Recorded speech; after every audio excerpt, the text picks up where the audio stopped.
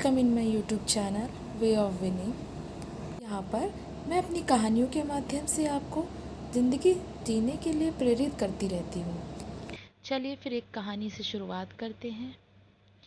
ये कहानी है एक ऐसी दुकान की और एक ऐसे दुकानदार की जिसकी दुकान में शानदार पत्थर थे। वो सारे पत्थरों को बहुत अच्छे से सजा करके रखता था, लेकिन एक पत्थर उसने ज़मीन पर अपनी दुकान के आगे फेंक रखा था। सारे पत्थर इतने अच्छे से सजे हुए और एक पत्थर ज़मीन पर। तो वहीं पास से एक आदमी निकल कर जा रहा था। उसने देखा कि दुकान में सारे पत्थर सजे हुए हैं और ये पत्थर जो है उसने ज़मीन पे फेंक रखा है। ऐसा क्यों? उसकी समझ में नहीं आया कि ऐसा क्यों। वो दुकान के सामने रुका आदमी और उसने दुकानदार से पूछा कि भाई साहब,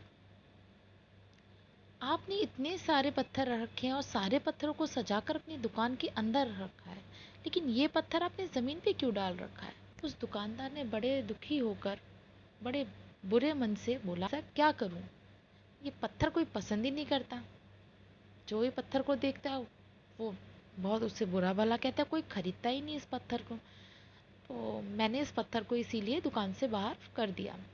अगर आपको इतनी दिलचस्पी आ रही है इस पत्थर में तो आप ले जाओ, मुझे कोई परेशानी नहीं है। तो जो आदमी था उसने हाँ में सर हिलाते हुए कहा, हाँ सहम इंटरेस्टेड तो हूँ मैं इस पत्थर में।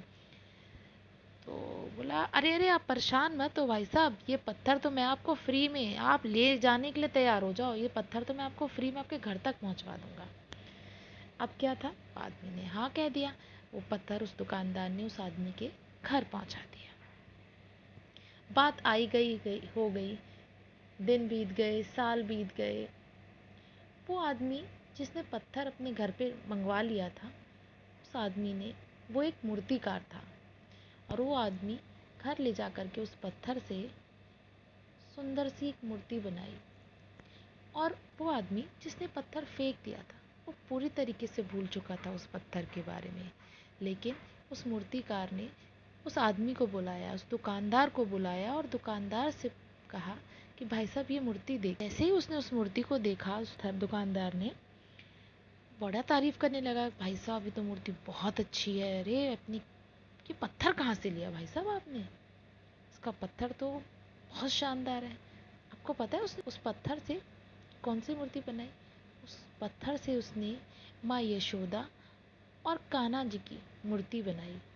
माँ यशोदा और कान्हा जी की मूर्ति को देख करके वो व्यक्ति इतना खुश हुआ। जब पत्थर के बारे में पूछा तो उसने बताया कि भाई साहब ये वही पत्थर है जो आपने फेंक दिया था। अब तो वो बहुत आश्चर्यचकित हुआ और बहुत खुश हुआ। अब जानते हैं इस कहानी का क्या मतलब है? ये जो मैं आपको समझाना और कहानी बताकर समझाना चाह रही हूँ, इसका क्या मतलब है? इसका मतलब है कि हर व्यक्ति में कुछ खास बात होती है। हमारे आसपास बहुत सारे ऐसे लोग कि हम कोई परवाह नहीं करते, जिन्हें हम सोचते हैं ये तो बेकार है, ये तो नालायक है। लेकिन ऐसा नहीं होता।